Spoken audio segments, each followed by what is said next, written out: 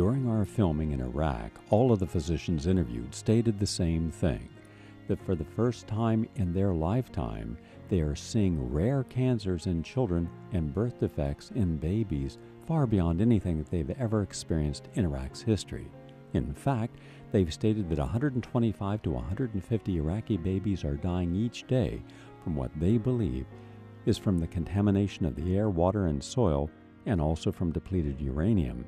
We also found that people are afraid to have children in Iraq today because the parents are hearing of birth defects that are widely occurring in babies around the region.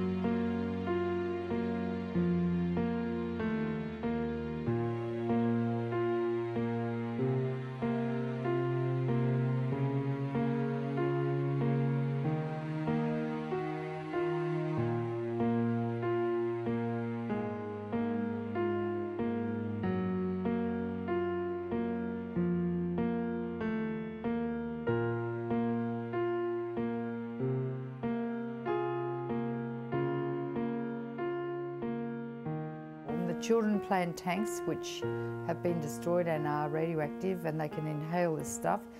Children play in the dirt and they inhale the radioactive material. The dust storms which occur frequently, sandstorms in that area of the world, blow the stuff up and people inhale it. My colleagues in Basra noticed an increased incidence of childhood cancer. Why children?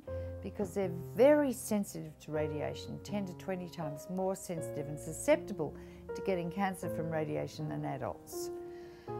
The incidence of childhood cancer in Basra now has gone up 700% or 7 times. We've never seen this in medicine before. Depleted uranium, it's a very dense, heavy metal, and it's able to penetrate the most armor of any type of material used.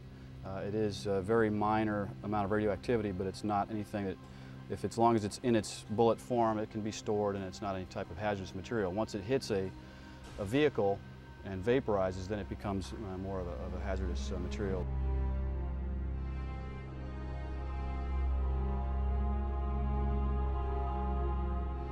So we decided, just as an experiment, to have a look at the uranium filters at the atomic weapons establishment in Aldermaston in Berkshire in the United Kingdom, some 2,000 odd miles away from Iraq. And what we discovered to our amazement when we plotted this data, and when we looked at this time series from 1998 right the way through to 2004, we found there was only one big accession, only one big peak in the uranium concentration in Britain, and that was at the time of the Gulf War, Second Gulf War. So we know now also that not only uranium is extremely hazardous and it causes all these things that I've said, these cancers and leukemias and birth defects and so forth, but it also can be dispersed over very large distances, which effectively makes the use of uranium a weapon of, well, not mass destruction, but indiscriminate effect. And that makes it illegal under all the conventions of war, certainly the Geneva Convention.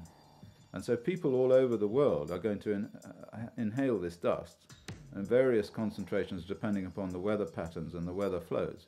So there will be a big spike of uranium genetic damage in the world genome population, not just in the people, but in the animals, in the earthworms, in the birds, in the rats, in the deer, in every single living system that lives in zones where this uranium will have gone to. And this will lead to increases in infertility, into increases in birth defects, increases in cancer, increases in a whole range of illnesses. It's a very, very serious problem.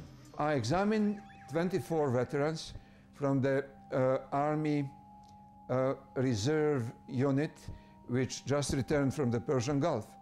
Just as a matter of curiosity, I took the urine samples of those patients and sent them to radiochemistry laboratory of the United States Army in the Aberdeen, Maryland. But I waited for 3 months for radiochemistry lab to give me the results. They never contacted me. So one day I went on the telephone and spoke with the head of that laboratory, and he claimed he never received my samples. So I went down to uranium registry, and we traced through the US mail that samples were actually sent and delivered to radiochemistry lab in Aberdeen. I contacted them again. Samples were discovered on some shelf in the basement. They were analyzed, but they were all negative. So I said, fair enough, they're all negative. I will analyze them at some other place. Then hospital management came to me, including chief of staff and hospital director, suggesting that I do not do these studies because it would be futile work.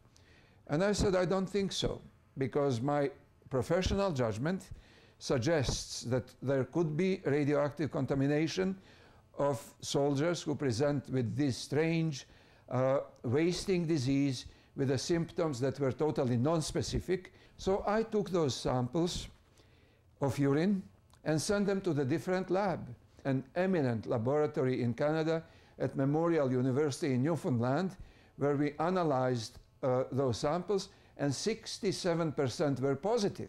I wrote a letter to President Bill Clinton in mid-90s when I was harassed by the Veterans Administration to stop my work. And in my letter to President Bill Clinton, I said in one sentence, I have been delegated by the government of the United States to take care of the sick veterans in my department. And disappearing samples, destroyed records, and so on, really point to nothing else than conspiracy against the veterans of the United States. President Bill Clinton received my letter, and he appointed a commission to investigate my charges. And it went to the repository of the government bureaucracy with nothing much coming out of it, except for RAND reports, 2 huge books, which made the statement that there is no risk and danger from depleted uranium. What we have seen in the Iraqi population and the adults and the children from Gulf War I into Gulf War II is significant respiratory problems. We're seeing significant kidney problems. We're seeing significant rashes. We're seeing incredible birth defects. And these birth defects range the whole area from malformed limbs or limbs that are missing to the same thing where you have all types of, say for example, a single eye or one eye is missing or something like that. And deformities are just extensive. Again, this is something has been observed repeatedly from Gulf War I, has been observed in the Balkans, been observed in Afghanistan, and has been observed in other areas throughout the United States where uranium munitions were used and children were conceived or exposed. One atom of alpha-emitting radioisotope in the vicinity of highly radiosensitive cell, like stem cell or cell of ovary or the testicle or the mucosa, have capacity to damage those cells. Uranium, depleted or non-depleted, but depleted in particular, is dangerous in the vicinity of non-differentiated cells because it can cause the genetic changes, and it can cause changes in the many generations that are following our time. If anyone asks a question, is depleted uranium dangerous? The answer is categorically yes, it is dangerous. It is alpha emitter. It is used in the 30mm shell, 50mm shell, bunker buster bombs, cruise missiles. Depleted uranium is everywhere. It is twice as dense as lead. It goes through a tank like butter. And it is very effective, which is why it's used. Now, the problem with the second Gulf War is we're finding that they're much sicker much faster. They're returning and they're getting the blind eye from the Pentagon a lot sooner and being ruled PTSD, medicated with psychotropic drugs, and sent back out to the streets. And our concern is that the number of homicides and suicides that we're seeing in the military right now are a direct result of the neurotoxic effects from the depleted uranium. You can look at the tank. Yeah, it's a great weapon, goes right through the tank. But then you look at the pictures of the deformed babies.